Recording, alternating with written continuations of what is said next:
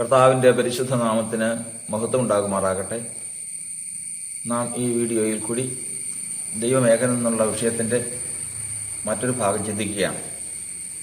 നാം മുന്നമേ ചിന്തിച്ച വചനം കഴിഞ്ഞ വീഡിയോയിൽ ഉണ്ടായിരുന്നത് ദൈവം ഏകനാകുന്നു. എന്നാൽ ആ ഏക ദൈവം കാണാൻ സാധിക്കാത്തവനാകുന്നു. ആ ഏക ദൈവത്തെ ആരും ഒരു നാൾ കണ്ടിട്ടില്ല, കാണാൻ കഴിയുകയുമില്ല. അങ്ങനെയുള്ള ഒരു ദൈവമാണ് ക്രിസ്തീയ വിശ്വാസികളുടെ ദൈവം. എന്നാൽ ക്രിസ്തീയ വിശ്വാസികളിൽ ഭൂരിഭാഗവും അധികവും യേശു എന്ന വ്യക്തിയെ ദൈവമായിട്ട് അംഗീകരിക്കുന്നു, ദൈവമായിട്ട് കണക്കുകൂട്ടുന്നു, ദൈവമായിട്ട് വിളിച്ചപേക്ഷിക്കുന്നു. അങ്ങനെ അവരുടെ എല്ലാം ആരാധ്യ പുരുഷനാണ്, ആത്മീകമായി തന്നെ ആരാധ്യ പുരുഷനാണ് യേശു. യേശുവിനെ കാണാം, യേശുവിനെ കേൾക്കാം, യേശുവിനെ ഗ്രഹിക്കാം. യേശു ദൈവത്തിൻ്റെ വചനത്തിൽ എഴുതിയിരിക്കുന്നത് പോലെ തന്നെ അവൻ പാപമൊഴിയെ സകലത്തിലും നമുക്ക് തുല്യനാണ്. നമ്മുടെ ശരീരം പോലെ ഒരു ശരീരം അവനുണ്ട്, നമ്മുടെ അസ്ഥി പോലെ ഒരു അസ്ഥി അവനുണ്ട്, നമ്മുടെ ജീവൻ പോലെ ഒരു ജീവൻ അവനുണ്ട്. നമുക്ക് വിശപ്പുള്ളതുപോലെ അവൻ വിശന്നിട്ടുണ്ട്, നാം ക്ഷീണിച്ചതുപോലെ അവൻ ക്ഷീണിച്ചിട്ടുണ്ട്, നാം ക്ഷോഭിക്കും പോലെ അല്ലെങ്കിൽ എരിയും പോലെ അവൻ എരിഞ്ഞിട്ടുണ്ട്. മാനുഷികമായ ഉത്തമ വിചാരങ്ങളും ഉത്തമമായ സ്വഭാവങ്ങളെല്ലാം അവനുണ്ടായിരുന്നു. പാപം എന്ന് പറയുന്നത് മാത്രം ഇല്ലായിരുന്നു. ഇതാണ് നാം യേശുവിനെ കുറിച്ച് മനസ്സിലാക്കുന്നത്. ആ മനുഷ്യനെ നോക്കിയതിന് ശേഷം അവനെ ദൈവമെന്ന് ക്രിസ്തീയ വിശ്വാസികൾ വിളിച്ചതിന് ശേഷം ആ ക്രിസ്തീയ വിശ്വാസികൾ തന്നെ പ്രസംഗിക്കുകയാണ്, ദൈവത്തെ ആരും ഒരു നാളും കണ്ടിട്ടില്ല, കാണാൻ കഴിയുകയുമില്ല എന്ന്. ആ വൈരുദ്ധ്യം എന്താണെന്ന് കഴിഞ്ഞ വീഡിയോയിൽ ഏകദൈവവും യേശുക്രിസ്തുവും എന്നുള്ള വീഡിയോയിൽ നമ്മൾ ഒരു ഭാഗം ചിന്തിപ്പാനിടയായിത്തീർന്നു. ആ ചിന്തിപ്പാനിടയായിത്തീർന്ന ആശയത്തിൻ്റെ പഠനത്തിൻ്റെ ഭാഗമായിട്ട് നമ്മൾ ചിന്തിച്ചത് പ്രകാരമാണ്. ഒന്നാമത്തെ തന്നെ ഒരു സാക്ഷാൽ വിശ്വാസി, യഥാർത്ഥത്തിൽ ദൈവത്തിൻ്റെ വചനത്തെ ആസ്പദമാക്കി ക്രിസ്തീയ വിശ്വാസത്തിൽ നിൽക്കുന്നവൻ ഒരിക്കലും ദൈവത്തെ കാണാമെന്നും ദൈവത്തെ കണ്ടിട്ടുണ്ടെന്നും അവകാശപ്പെടുകയില്ല. ഒരിക്കലും അതിന് സാധിക്കുകയില്ല എന്ന് മാത്രമേ ഒരു ക്രിസ്തീയ വിശ്വാസി ദൈവത്തെ സംബന്ധിച്ച് പറയുകയുള്ളൂ. അതിൻ്റെ കാരണം ആ വീഡിയോയിൽ നമ്മൾ ചിന്തിപ്പാനിടയായി തീർന്നു. ഒരു മനുഷ്യൻ കാണണമെങ്കിൽ അല്ലെങ്കിൽ ഒരു മനുഷ്യൻ മറ്റൊന്നിനെ ഗ്രഹിക്കണമെങ്കിൽ ആ ഗ്രഹിക്കപ്പെടുന്ന വസ്തുത ജ്ഞാനമായി തീരണം. അങ്ങനെ മനുഷ്യൻ ഗ്രഹിക്കുന്ന തരത്തിൽ ലോകം ജ്ഞാനമായി തീരുന്ന അവസ്ഥയാണ് കാഴ്ചയ്ക്ക് പ്രകാശമായി തീരണം, കേൾവിക്ക് ശബ്ദമായി തീരണം, രുചിക്ക് ആഹാരമായി തീരണം, അല്ലെങ്കിൽ സ്പർശനത്തിന് വസ്തുമയത്വം ഉണ്ടാകണം. ഇങ്ങനെ 5 തരത്തിൽ ഉള്ള ജ്ഞാനത്തിൻ്റെ ഈ 5 തരത്തിലുള്ള ഏതെങ്കിലും രൂപമായി തീരാതെ മനുഷ്യർക്ക് മറ്റൊന്നിനെ കാണുകയോ ഗ്രഹിക്കുകയോ കേൾക്കുകയോ അറിയുകയോ ചെയ്യാൻ സാധിക്കുകയില്ല.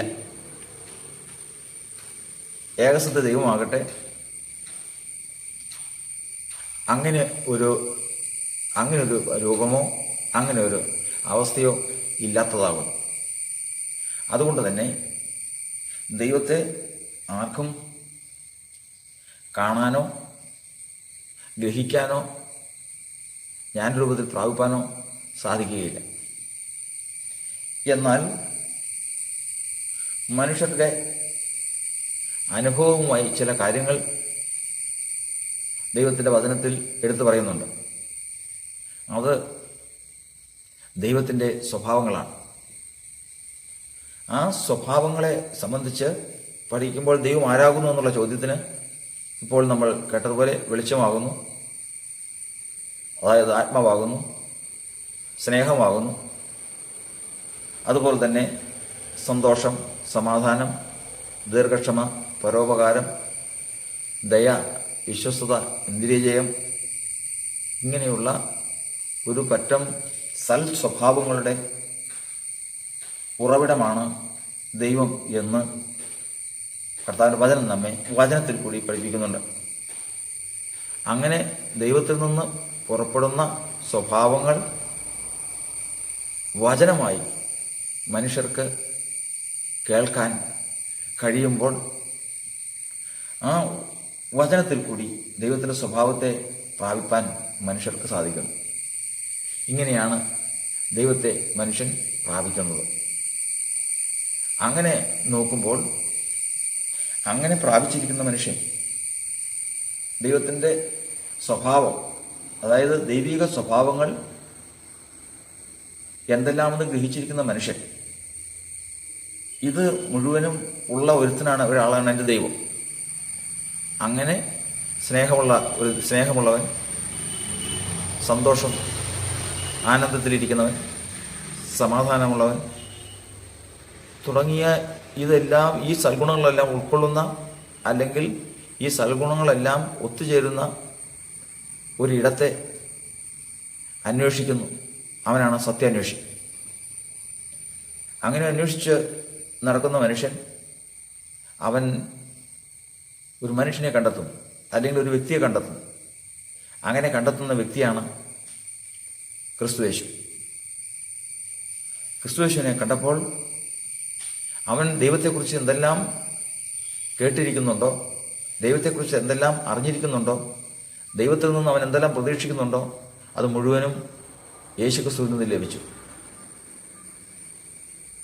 താൻ കേട്ടിരിക്കുന്ന,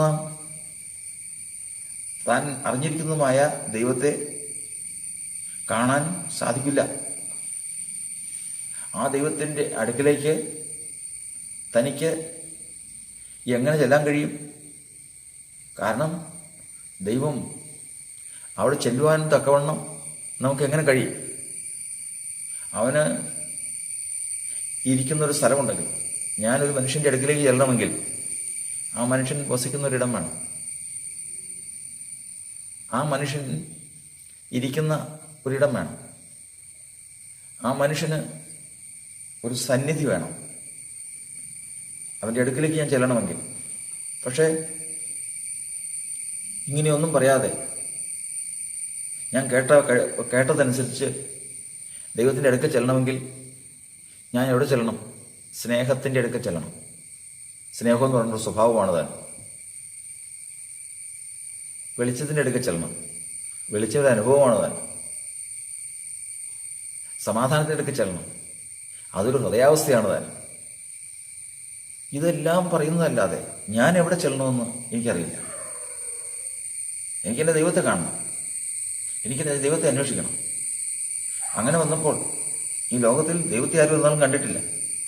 ചോദിക്കുമ്പോഴെല്ലാം ദൈവം വെളിപ്പെടുത്തിയിട്ടുള്ള ഈ കാര്യം മാത്രമേ ഉള്ളൂ. ഈ വക സ്വഭാവങ്ങളാണ് ദൈവം. ഈ സ്വഭാവങ്ങളെല്ലാം ഈ ലോകത്തിൽ ഞാൻ എവിടെ കണ്ടെത്തും? അങ്ങനെ അന്വേഷിച്ചു കഴിഞ്ഞപ്പോൾ ഇതാ ഒരുവൻ, സ്നേഹത്തിൽ തികഞ്ഞവൻ, സമാധാനം, അങ്ങനെ വെളിച്ചത്തിൻ്റെ ഫലം നിറഞ്ഞവൻ, അങ്ങനെ ഒരാളെ കണ്ടെത്തി. ആ കണ്ടെത്തിയവനാണ് ക്രിസ്തുയേശു. ക്രിസ്തുയേശുവിൻ്റെ അടുക്കൽ വന്നു. ക്രിസ്തുയേശുവിൻ്റെ അടുക്കൽ വന്നപ്പോൾ ഞാൻ അന്വേഷിച്ചിരുന്നത് മുഴുവനും, അല്ലെങ്കിൽ ദൈവത്തെക്കുറിച്ച് വെളിപ്പെട്ട് ഞാൻ മനസ്സിലാക്കിയത് മുഴുവനും അവനിൽ കണ്ടു. ഇനിയല്ല, അവനെ വിട്ടതിന് ശേഷം അതുമല്ല ദൈവം. ഇപ്പം ഈ പറഞ്ഞ കാര്യങ്ങളെല്ലാം ഉള്ള ഒരാൾ ഒരു സ്ഥലത്തിരിക്കുന്നുണ്ട്. അയാളെ കാണാൻ സാധിക്കുന്നില്ലെങ്കിലും ആ ആളുടെ അടുത്ത് ചെല്ലാനൊരു വഴിയുണ്ടെന്ന് പറഞ്ഞാൽ അങ്ങോട്ട് പോകാം. അങ്ങനെ ഒരു വഴിയില്ല താൻ. ഒരാൾക്ക് ഏത് മനുഷ്യനെ സംബന്ധിച്ചാൽ, ഏത് വ്യക്തിയെ സംബന്ധിച്ചായാലും ആ വ്യക്തി ഉണ്ടെന്ന് പറയുമ്പോൾ ആ വ്യക്തിയുടെ അടുക്കൽ ചെല്ലാനുള്ള ഒരു ആഗ്രഹമുണ്ടെങ്കിൽ ആദ്യം മനുഷ്യൻ അന്വേഷിക്കുന്നത് ആ ആളുടെ ആസ്ഥാനം എവിടെയാണ്. അങ്ങനെ ഒരു ആസ്ഥാനത്തിലേക്ക് അവൻ ഇരിക്കുന്നിടത്തേക്ക് ചെല്ലാനുള്ള വഴി പറയാതെ അവൻ പറയുകയാണ് അവൻ സ്നേഹമാണെന്നും സന്തോഷമാണെന്നും സമാധാനമാണെന്നും മുതലായിട്ടുള്ള കാര്യങ്ങൾ, ചില സ്വഭാവങ്ങൾ എന്നോട് പറയുമ്പോൾ ഞാൻ ഇങ്ങനെയുള്ള സ്വഭാവത്തിലേക്ക് ചെല്ലാൻ നിർബന്ധിതനാകുകയാണ്. അതായത് സത്യാന്വേഷിയായ ഒരു മനുഷ്യൻ, ദൈവത്തെ അന്വേഷിക്കുന്ന ഒരു മനുഷ്യൻ, അവൻ ചെല്ലുന്നത് ദിവ്യ സ്വഭാവത്തിലേക്കായിരിക്കും. അല്ലെങ്കിൽ ദൈവത്തെക്കുറിച്ച് അവൻ കേട്ടിട്ടുള്ള ആ ദിവ്യ സ്വഭാവത്തിൻ്റെ അടുക്കൽ എത്തണം എന്നുള്ള ആഗ്രഹമായിരിക്കും അവൻ്റെ ഉള്ളിൽ. അതെവിടെ കണ്ടെത്താൻ കഴിയും? ഈ ലോകത്തിൽ ഒരു സത്യാന്വേഷിയായ ഒരു മനുഷ്യൻ, ദൈവത്തെ അന്വേഷിക്കുന്ന ഒരു മനുഷ്യൻ സകല ഇടങ്ങളിലും അത് തരും.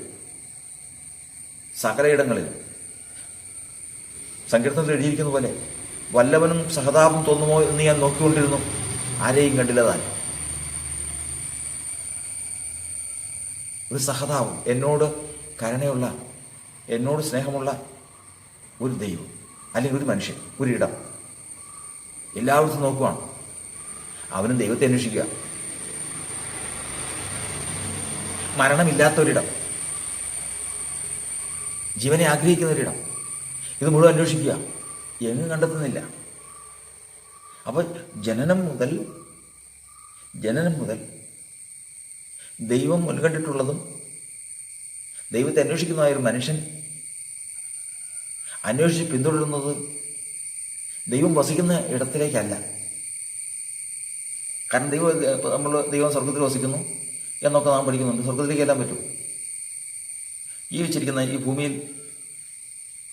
മൃഗസമാനായി പുഴുവായി ജീവിച്ചിരിക്കുന്ന ഒരു മനുഷ്യൻ സ്വർഗത്തിൽ ദൈവം ഉണ്ടെന്ന് പറഞ്ഞു. അവൻ വിശുദ്ധ മന്ദിരത്തിലാണ് ഇരിക്കുന്നത്, ദൈവസിംഹാസനത്തിലാണ് ഇരിക്കുന്നത് എന്നെല്ലാം പറഞ്ഞു. ശരിയാ, എനിക്കങ്ങോട്ട് ചെല്ലാൻ പറ്റുമോ? എനിക്ക് ഈ ജീവനോട് ഇരിക്കുമ്പോൾ തന്നെ എനിക്ക് എൻ്റെ ദൈവത്തെ കണ്ടെത്തണം. അതിനെന്താ വഴി? സാധാരണ പ്രായോഗിക ബുദ്ധിയുള്ളവൻ അതേ ചോദിക്കൂ. അതിനെന്ത് വഴി? എനിക്ക് ദൈവത്തെ ഒന്ന് കാണണം, ദൈവത്തിൻ്റെ അടുക്കൽ ചെല്ലണം. അങ്ങനെ വരുമ്പോഴാണ് അവൻ ഈ കാര്യങ്ങളെല്ലാം ശേഷം 2 കാര്യങ്ങൾ അവൻ അന്വേഷിക്കാൻ തുടങ്ങും. അതാണ് 34 സങ്കീർത്തനത്തിൽ എഴുതിയിരിക്കുന്നതും 1 പത്രോസിന്റെ ലേഖനത്തിൽ എഴുതിയിരിക്കുന്നതും. ജീവനെ ആഗ്രഹിക്കുകയും ശുഭകാലം കാണുവാൻ ഇച്ഛിക്കുകയും ചെയ്യുന്നവൻ. 2 കാര്യങ്ങളാണ് അവൻ്റെ അന്വേഷണം. ജീവനെ, അതായത് ഈ ലോകത്തിൽ ജീവനെ അന്വേഷിക്കുന്ന ആരാ? എല്ലാവർക്കും ജീവനുണ്ട്.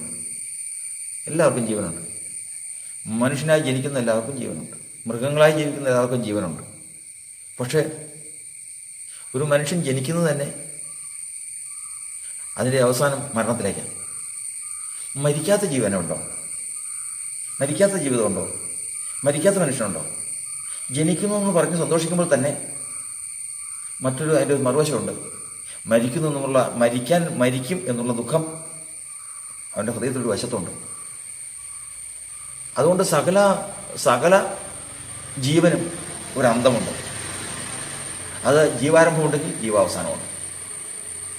അങ്ങനെ ജനിച്ച് ജീവിച്ച് ചിന്തിക്കാനും മനനം ചെയ്യാനും പ്രാപ്തിയുള്ള സമയം മുതൽ അവൻ അന്വേഷിക്കാൻ തുടങ്ങും.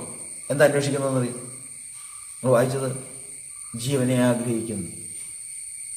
ഏത് ജീവൻ? മരിക്കാത്ത ജീവൻ. എൻ്റെ ഈ ജീവനും നാളെ അവസാനിച്ചു പോകും. നാളെ ഞാൻ അസ്തമിച്ചു പോകും. മരിക്കാത്തൊരു ജീവനുണ്ടോ? അപ്പോൾ അവൻ ഏറ്റവും ഭയപ്പെടുന്ന ഒന്നാണ് മരണം. അവൻ്റെ ജീവിതത്തിലെ ഏറ്റവും ഭയപ്പെടുന്ന ഒന്നാണ് മരണം. സത്യാന്വേഷിയുടെ ജീവിതം നമ്മൾ ഒരു ഭയമില്ലാത്ത ജീവിതമാണെന്ന് വിചാരിക്കരുത്. സത്യാന്വേഷിയായ ഒരു മനുഷ്യൻ്റെ രാപ്പകലുള്ള അന്വേഷണമാണ് നിത്യജീവൻ. നിത്യജീവനെ ആഗ്രഹിക്കുന്നു എന്നുള്ളതിൻ്റെ അർത്ഥം മരണത്തെ ഭയപ്പെടുന്നു. ഇവരെ നോക്കിയാണ് യേശു ലോകത്തിലേക്ക് വന്നത്. അതാണ് എബ്രായ ലേഖനത്തിൽ പറഞ്ഞിരിക്കുന്നത്, മക്കൾ ജഡരക്തങ്ങളോട് കൂടിയവരായതുകൊണ്ട് താനും അവരെ പോലെ ജഡരക്തങ്ങളോട് കൂടിയവനായി മരണത്തിൻ്റെ അധികാരിയായ പിശാചിനെ സ്വന്തം മരണത്താൽ നീക്കി ജീവപര്യന്തം മരണഭീതിയിൽ അടിമകളായിരുന്നവരെ വിടുവിച്ചു. ഇവൻ അടിമയാണ്, സത്യാന്വേഷി അടിമയാണ്. അപ്പോൾ അവനെ കൊണ്ട് ദൈവത്തെ അന്വേഷിക്കാൻ അല്ലെങ്കിൽ സത്യത്തെ അന്വേഷിക്കാൻ ഉളവാക്കിയ പ്രേരക ശക്തി എന്ന് പറയുന്നത് അടിമത്തമാണ്. ലോകത്തിൽ നമ്മൾ പഠിച്ചിട്ടുണ്ട്, ഒരു പക്ഷിയാണെങ്കിലും ഒരു മൃഗമാണെങ്കിലും ഏത് ജീവിയാണെങ്കിലും ആഗ്രഹിക്കുന്ന ഒന്നാണ്, ഒന്ന് തങ്ങളുടെ ജീവൻ, രണ്ട് സ്വാതന്ത്ര്യം. ഒന്ന് തങ്ങളുടെ ജീവൻ, രണ്ട് തങ്ങളുടെ സ്വാതന്ത്ര്യവും. ഇവിടെ നിന്നൊരു കാര്യം മനസ്സിലാക്കുകയാണ്, ഞാൻ ഈ ശരീരത്തിൽ വന്നുപെട്ടു. ഈ ശരീരത്തിൽ വന്ന് പെട്ടതിന് ശേഷം ഇതിൽ നിന്ന് ഞാൻ രക്ഷപ്പെടാമെന്ന് വിചാരിക്കേണ്ട. ഈ ശരീരത്തിൽ വെച്ച് തന്നെ ഒരു കാലഘട്ടം കഴിയുമ്പോഴേക്കും ഞാൻ മരിക്കേണ്ടി വരും. മരണത്തിന് ഞാൻ അധീനനാണ്, ഞാൻ അടിമയാണ്. ആ ഭീതിയാണ് അവൻ്റെ അടിമത്വം. ഈ ഭീതിയിൽ ജീവിച്ചുകൊണ്ടിരിക്കുന്നവനല്ലാതെ ദൈവത്തെ കണ്ടെത്തുക സാധ്യമല്ല, അന്വേഷിക്കുക സാധ്യമല്ല. യുക്തിചിന്തയിൽ ജീവിക്കുന്ന പലരും എന്നോട് സംസാരിച്ചിട്ടുണ്ട്. സംസാരിച്ചതിൽ നിന്ന് എനിക്ക് അവരിൽ നിന്ന് മനസ്സിലായതാണ്, മരണത്തെക്കുറിച്ചുള്ള ഭീതി അവർക്കില്ല. സംസാരിച്ചു കഴിഞ്ഞപ്പോൾ മരിക്കാത്തൊരു ജീവനെക്കുറിച്ചുള്ള ആഗ്രഹവും അവർക്കില്ല. അപ്പോൾ അങ്ങനെ ഒരു ആഗ്രഹം വന്നാലേ മരണത്തെക്കുറിച്ച് ഭയം ഉണ്ടാവും. മരണത്തെക്കുറിച്ച് ഭയം ഉണ്ടാലേ നിത്യജീവനെക്കുറിച്ച് ആഗ്രഹം ഉണ്ടാവും. ഇത് രണ്ടും കൂടി ഇടകലർന്ന് നിൽക്കുകയാണ്. ഇതുകൊണ്ടാണ് ഒരു മനുഷ്യനെയും മനുഷ്യബുദ്ധിയാലും മനുഷ്യശക്തിയാലും വിശ്വാസത്തിലേക്ക് തിരിക്കാൻ സാധിക്കില്ല. ഈ ഒരു കാര്യം വേറൊരാളെ പറഞ്ഞ് മനസ്സിലാക്കാനും സാധിക്കില്ല. നിത്യജീവനായി നിയമിക്കപ്പെട്ടവർ വിശ്വസിച്ചു എന്നാണ്. മനുഷ്യൻ വിശ്വസിക്കണമെങ്കിൽ മുൻ നിശ്ചയിക്കപ്പെട്ടവനായിരിക്കണം. അതിൻ്റെ ചരിത്രം വേറൊന്നാണ്, അതിൻ്റെ അവസ്ഥയും വേറൊന്നാണ്. അപ്പോൾ ഇവിടെ നിന്ന് നമ്മൾ മനസ്സിലാക്കുന്നത്, ഭൂമിയിൽ വന്ന സമയം മുതൽ സത്യത്തെ അന്വേഷിക്കുന്ന ഒരുവൻ യഥാർത്ഥത്തിലുള്ളത് എന്താണ്, യാഥാർത്ഥ്യം എന്താണ്, അങ്ങനെ അന്വേഷിക്കുന്ന ഒരു മനുഷ്യൻ കാണുന്നത് ഇതറ്റുപോകും, ഈ ജീവൻ അറ്റുപോകും, ഇതിൽ നിന്ന് എങ്ങനെ രക്ഷപ്പെടാൻ കഴിയും? അങ്ങനെ വരുമ്പോൾ മരണഭീതിയിൽ അടിമയായിരുന്നവരെ വിടുവിക്കാൻ യേശു. രണ്ടാമത്തതാണ് ദൈവത്തിന് പറഞ്ഞ ശുഭകാലം കാണുവാൻ ഇച്ഛിക്കുന്നവർ. ദൈവത്തിൻ്റെ വചനം പറയുന്നത്, നമുക്കിവിടെ നിലനിൽക്കുന്ന നഗരമില്ലല്ലോ. ഈ ലോകത്തിലെ ജീവിതം പൊതുവെ മനുഷ്യന് ദുഃഖകരമാണെങ്കിലും ആ ദുഃഖത്തിൽ ഉള്ള അവസ്ഥയിൽ സന്തോഷം കണ്ടെത്താൻ രാപ്പകൽ ശ്രമിച്ചുകൊണ്ടിരിക്കുന്നവനാണ് മനുഷ്യൻ. അങ്ങനെ ശ്രമിച്ചുകൊണ്ടിരിക്കുമ്പോൾ ഈ ലോകത്ത് കാണുന്ന അനീതിയും അധർമ്മവും, അതുപോലെ സ്ഥിരതയില്ലായ്മയും, അനീതി, അധർമ്മം, സ്ഥിരതയില്ലായ്മ, ഇത് മൂന്നും അവനെ അസ്വസ്ഥപ്പെടുത്തുകയാണ്. അങ്ങനെയുള്ളവൻ ആഗ്രഹിക്കുന്നതാണ് നിലനിൽക്കുന്ന ഒന്ന്, നീതി വസിക്കുന്ന ഒരു ലോകം. അവിടെ കാണുന്നത് നിലനിൽക്കുന്നതും നീതി വസിക്കുന്നതുമായ ഒരു ലോകം. പ്രധാന സത്യം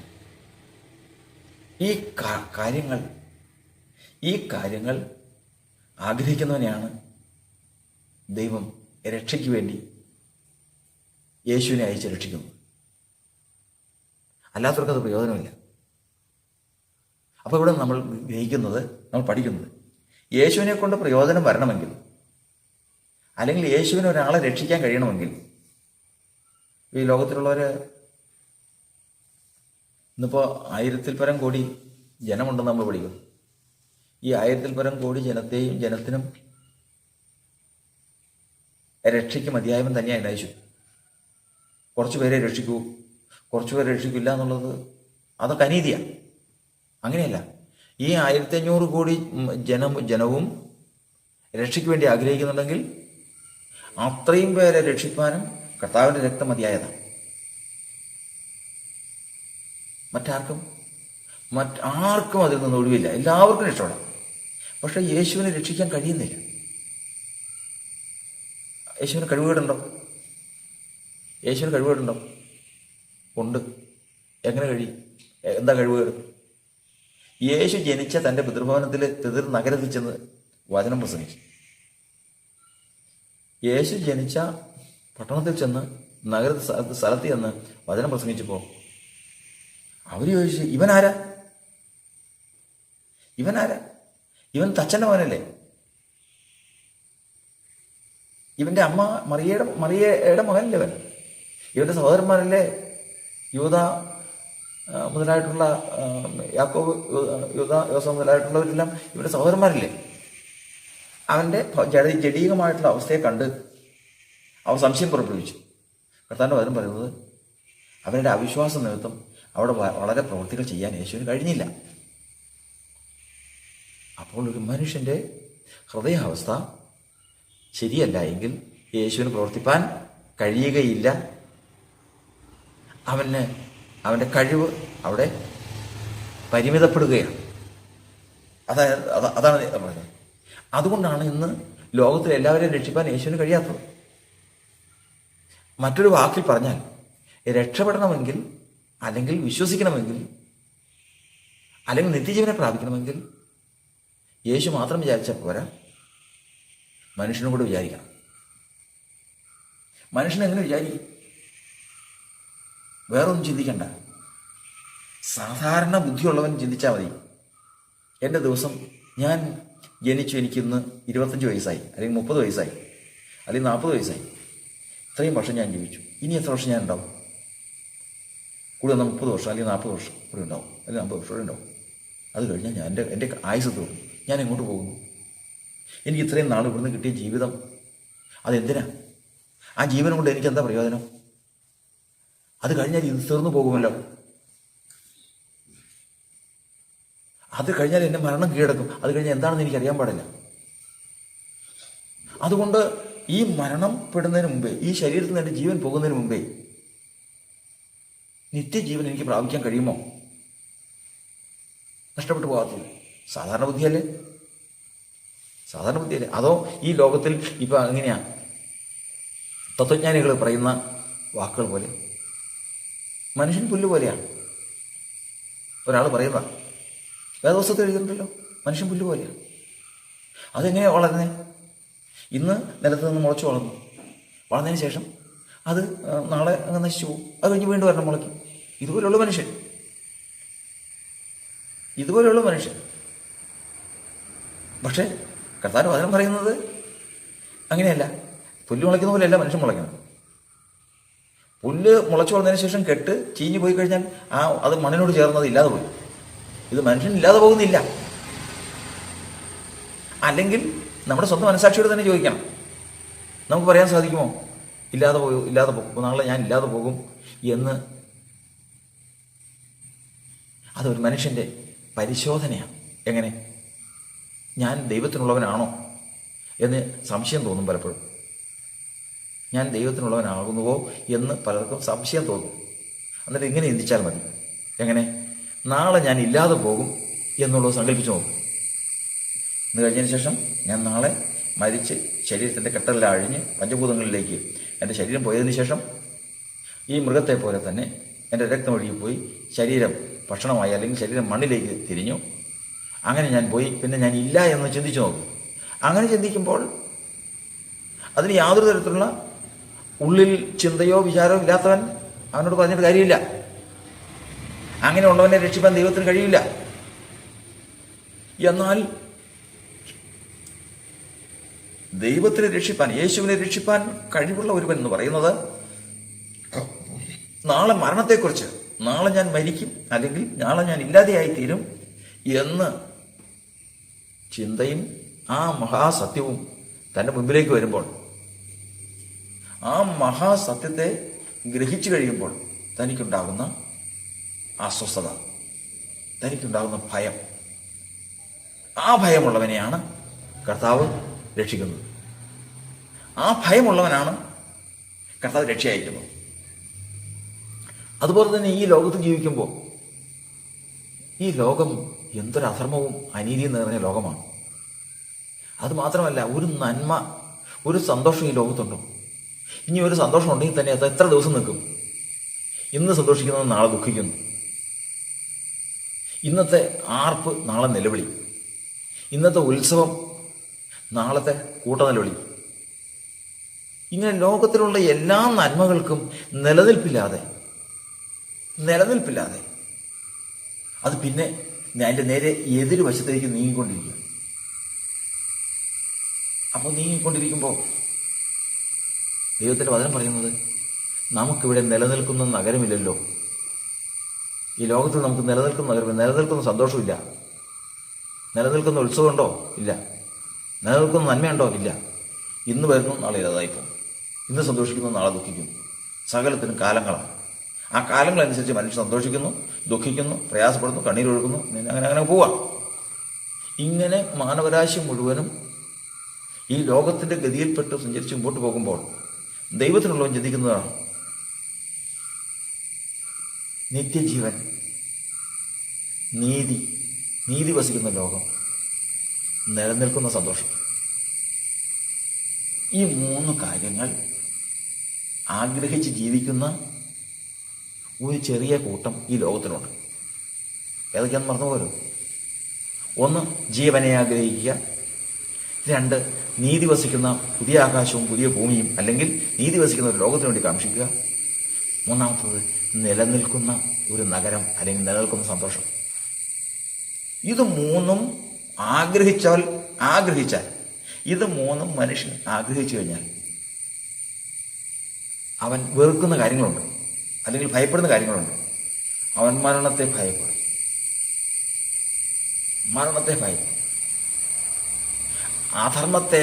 അധർമ്മത്തെ വെറുക്കും, അധർമ്മത്തോട് ചേരാതിരിക്കും, നൈമിഷികമായ ജഡമോഹങ്ങളെ വിട്ടകലും, ഉപേക്ഷിക്കും. 3 കാര്യങ്ങൾ അവൻ്റെ സ്വഭാവമാണ്. അപ്പോൾ ദൈവത്തെ അന്വേഷിക്കുന്ന ഒരു മനുഷ്യൻ്റെ ജീവിതത്തിൽ നമ്മൾ പഠിക്കുന്നത് 3 ആഗ്രഹങ്ങൾ അവൻ്റെ ജീവിതത്തിൽ കടന്നു വരും. 1, നിത്യജീവൻ. 2, നീതി വസിക്കുന്ന പുതിയ ലോകം. 3, നിലനിൽക്കുന്ന സന്തോഷം, അല്ലെങ്കിൽ നിലനിൽക്കുന്ന നഗരം. ഇത് 3 ആഗ്രഹിക്കുമ്പോൾ അവൻ ഭയപ്പെടുന്നതും വെറുക്കുന്നതും, മരണത്തെ ഭയപ്പെടുന്നു, വെറുക്കുന്നു, അനീതിയെ, അധർമ്മത്തെ വെറുക്കുന്നു, അതിനോട് ചേരാതിരിക്കുന്നു, നൈമിഷികമായ ജഡമോഹങ്ങൾ അല്ലെങ്കിൽ ലോകമോഹങ്ങൾ വിട്ട് ഒഴിഞ്ഞു മാറും. ഇവരെ മാത്രമേ യഥാർത്ഥത്തിൽ രക്ഷയുടെ പൂർത്തീകരണത്തിലേക്ക് കൊണ്ടുവരാൻ കർത്താവിന് കഴിയൂ. ഇവർക്ക് മാത്രമേ ഒരു വിശ്വാസിയായി തീരാൻ സാധിക്കൂ. ഇതെല്ലാം ദൈവത്തിൻ്റെ വചനത്തെ ആധാരമാക്കി പറയുന്നതാണ്. കാരണം ജീവനെ ആഗ്രഹിക്കുകയും ശുഭകാലം കാണുവാൻ ഇച്ഛിക്കുകയും ചെയ്യുന്നതാണ്. ഇങ്ങനെ പറയുന്നവർ ഒരു പിതൃദേശം ഉണ്ട് എന്ന്, പിതൃദേശം അന്വേഷിക്കുന്നെന്ന് കാണിക്കുന്നു. നമുക്കിവിടെ നിലനിൽക്കുന്ന നഗരമില്ലല്ലോ. ഉത്സവങ്ങളുടെ നഗരമായ സിയോനെ നോക്കുകയും നമുക്ക് എങ്ങനെ ആഗ്രഹിക്കുന്നവനെ സംബന്ധിച്ചാണ് കർത്താവിന്റെ വചനം പറയുന്നത്. എളിയവരുടെ പീഡയും ദരിദ്രന്മാരുടെ ദീർഘശ്വാസം നിമിത്തം ഞാനിപ്പോൾ എഴുന്നേൽക്കും, രക്ഷയ്ക്കായി കാക്ഷിക്കുന്നതിനെ ഞാൻ അതിലാക്കും. ഈ 3 കാര്യങ്ങൾ ഉള്ളവൻ ആരാന്നറിയാവോ? അവനെയാണ് എളിയവൻ എന്ന് പറയുന്നത്. എളിയവൻ, ഇങ്ങനെ ഉള്ളവനാണ് എളിയവൻ.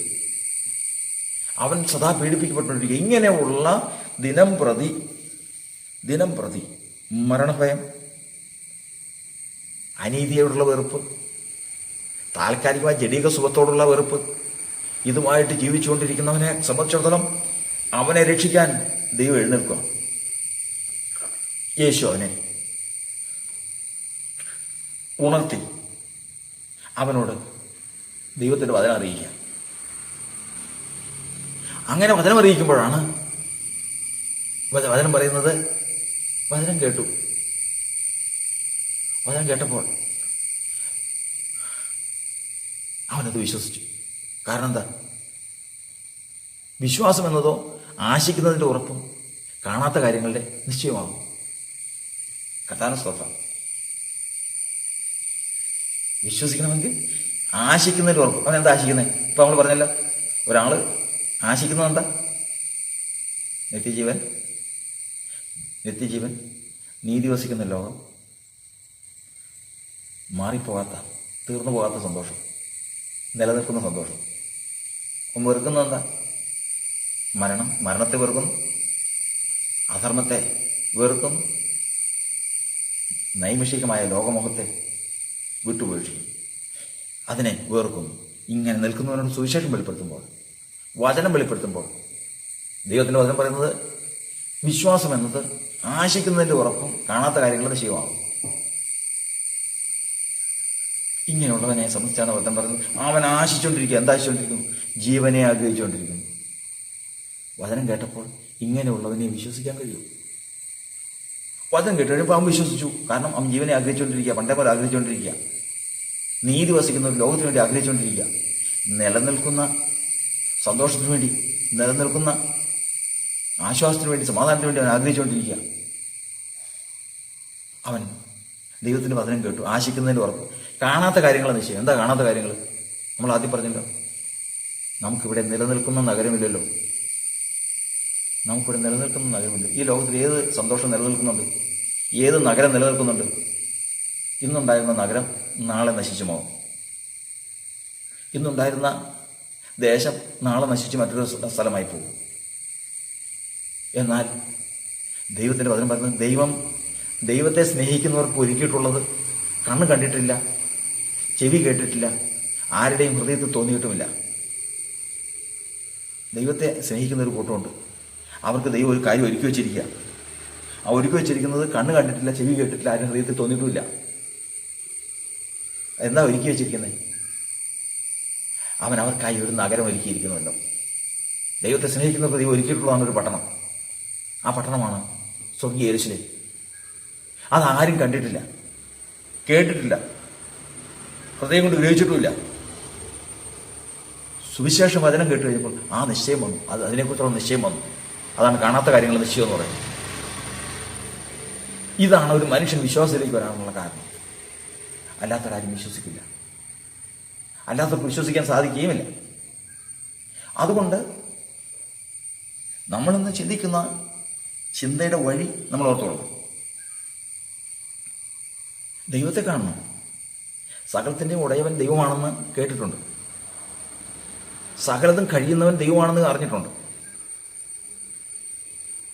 ദൈവത്തിന് മാറ്റമില്ലാത്തവനാണെന്ന് കേട്ടിട്ടുണ്ട്. ദൈവത്തിൻ്റെ പക്കൽ നീതിയാണെന്ന് മനസ്സിലാക്കിയിട്ടുണ്ട്. നീതി ന്യായവൻ്റെ സിംഹാസനത്തിൻ്റെ അടിസ്ഥാനമെന്ന് മനസ്സിലാക്കിയിട്ടുണ്ട്. അവൻ ആനന്ദ സ്വരൂപനാണെന്ന് മനസ്സിലാക്കിയിട്ടുണ്ട്. സ്നേഹവും സമാധാനമാണെന്ന് മനസ്സിലാക്കിയിട്ടുണ്ട്. വെളിച്ചവും വെളിച്ചത്തിൻ്റെ ഫലങ്ങളുമാണെന്ന് മനസ്സിലാക്കിയിട്ടുണ്ട്. നമ്മൾ മുമ്പ് പറയുന്നത് പോലെ എങ്ങനെ നിത്യജീവനെ ആഗ്രഹിച്ച് നടക്കുന്നവനും നീതി അന്വേഷിച്ച് നടക്കുന്നവനും നിലനിൽക്കുന്ന സന്തോഷം അന്വേഷിച്ച് നടക്കുന്നവനും നോക്കുമ്പോൾ ഇത് നോക്കി നടക്കുക. നോക്കി നടന്ന് വന്നപ്പോൾ ഒരു വാർത്ത കേട്ടു. ആ വാർത്തയിൽ പറഞ്ഞത് ഇപ്രകാരമാണ്: ക്രിസ്തുയേശുവിൽ വിശ്വസിക്കുക, നീ നിന്റെ കുടുംബവും രക്ഷപ്പെടാകും. പെട്ടെന്ന് കേട്ട് കഴിഞ്ഞപ്പോൾ ക്രിസ്തുയേശുവിൽ വിശ്വസിക്കുക, നീ നിന്റെ കുടുംബവും രക്ഷപ്പെടാകും. ക്രിസ്തുയേശു വിശ്വസിച്ചാലുള്ള പ്രയോജനം, ക്രിസ്തുയേശുവിലുള്ള വിശ്വസിച്ചാലുള്ള പ്രയോജനം എന്താ? ക്രിസ്തുയേശു പാപികളെ രക്ഷിപ്പാൻ ലോകത്തിൽ വന്നു എന്നുള്ളത് എല്ലാവരും അംഗീകരിക്കാൻ യോഗ്യമായ വചനം തന്നെ. ക്രിസ്തുയേശു പാപങ്ങളെ മോചിക്കുന്നു. അതുകൊണ്ടുള്ള പ്രയോജനം, ഏകമനുഷ്യനാൽ പാപവും പാപത്താൽ മരണവും ലോകത്തിൽ കടന്നു. അപ്പോൾ പാപത്താലാണ് മരണം വന്നേ. അതെ, ക്രിസ്തുയേശുവിൻ്റെ രക്തം സകല പാപവും പോക്കി നിന്നെ ശുദ്ധീകരിക്കുന്നു. അപ്പം എൻ്റെ പാപം മുഴുവൻ യേശു ക്രിസ്തുവിൻ്റെ രക്തത്താൽ ശുദ്ധീകരിക്കപ്പെടും. കർത്താവ്. അങ്ങനെ പാപം മോചിക്കപ്പെട്ട് ജീവിച്ചിരുന്ന എന്നിൽ വിശ്വസിക്കുന്നവന് നിത്യജീവനുണ്ട്. അപ്പം മരിക്കുന്നതിന് മുമ്പ്, ഈ ലോകത്തിൽ നിന്ന് ജീവൻ അറ്റുപോകുന്നതിന് മുമ്പ് ജീവിച്ചിരുന്ന് കർത്താവിൽ വിശ്വസിച്ചാൽ, കർത്താവിൻ്റെ രക്തത്താൽ പാപങ്ങളെ കഴുകിക്കളഞ്ഞതിന് ശേഷം അവൻ നിത്യജീവൻ തരുമെന്നുള്ളതാണ് സുവിശേഷത്തിൽ കൂടിയുള്ള വാർത്ത. വിശ്വാസം എന്നതോ ആശിക്കുന്നതിൻ്റെ ഉറപ്പ്. ഇത്രയും കാലം ഞാൻ ആശിച്ചു വന്നിരുന്നത് ഒറ്റ വചനത്തിൽ കേട്ടു. ഒറ്റ വചനത്തിൽ. ആശിക്കാത്തവനെ വിശ്വസിപ്പിക്കാൻ സാധിക്കില്ല. സത്യത്തെ അംഗീകരിക്കുക. എന്താണ് സത്യം? നമ്മൾ മരിക്കും. കൂടുതൽ വലിയ ജ്ഞാനത്തിലേക്ക് പോകല്ലേ. സത്യം മനസ്സിലാക്കുക. ഞാൻ മരിക്കും. ഞാൻ ഈ ലോകത്തൊരു ജീവിയായിട്ട് ജനിച്ചു. ഞാൻ മരിക്കും. രണ്ടാമത്തത്, ഈ സകല ലോകവും ദുഷ്ടന്റെ അധീനതയിലുണ്ട്. ഈ ലോകത്തിന് മുഴുവൻ അധർമ്മമാണ്. ദിനം പ്രതി നമ്മൾ കാണുകയും കേൾക്കുകയും ചെയ്യുന്ന അധർമ്മമാണ്. ശരിയാണ്. അതെല്ലാം നീതി വസിക്കുന്ന ഒരു ലോകമുണ്ട്. മൂന്നാമത്തത്, നൈമിഷികമായ ജഡമോഹങ്ങളെ അകലുക. സ്ഥിരമായൊരു സൗഖ്യമുണ്ട്, സന്തോഷമുണ്ട്. ക്രിസ്തു യേശുവിൽ സ്വർഗീയ സന്തോഷമുണ്ട്. ഇത് മൂന്നും കേട്ടത്, ഈ മൂന്നും സുവിശേഷത്തിൽ കൂടി കേട്ടതോടുകൂടി ആശിച്ചവൻ തിരിഞ്ഞു.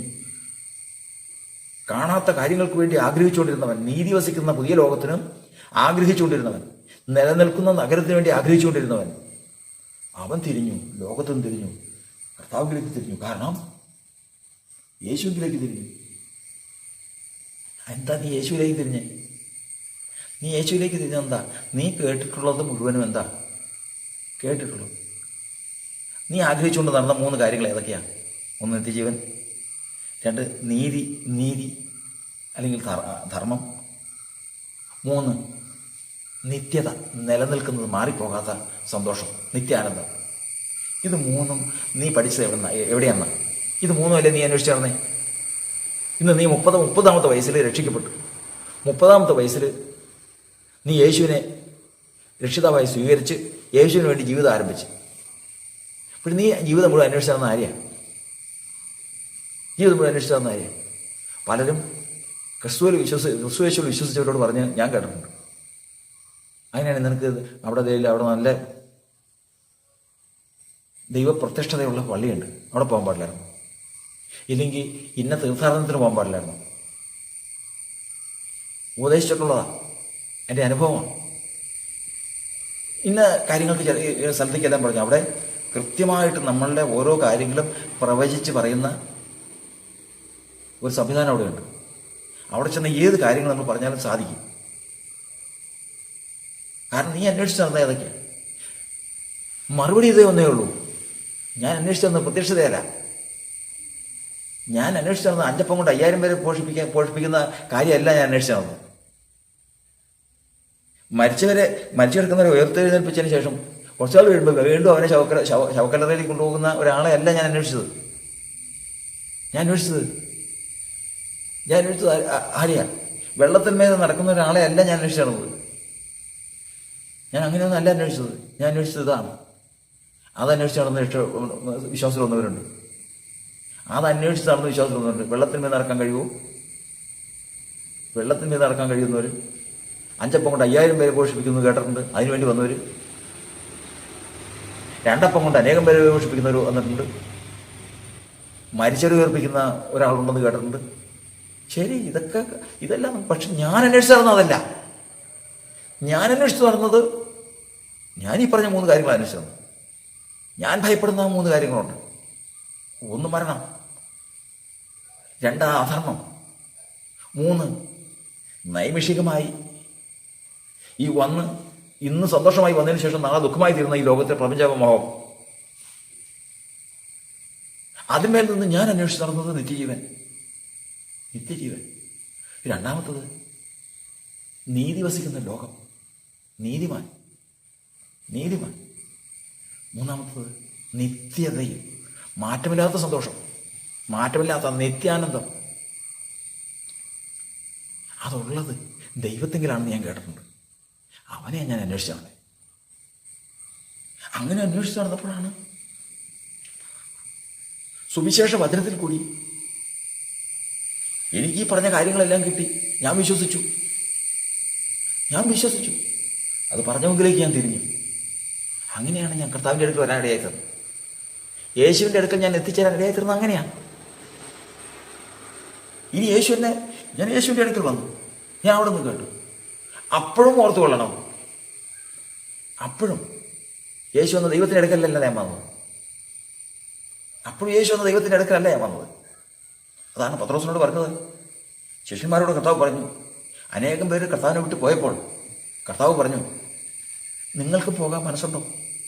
നിങ്ങൾക്കും പോകാം എന്ന് പറഞ്ഞപ്പോൾ പത്രോസ് പറഞ്ഞു, നാമതാ, ഞങ്ങളെങ്ങോട്ട് പോകും? ഞങ്ങൾ വല വീശി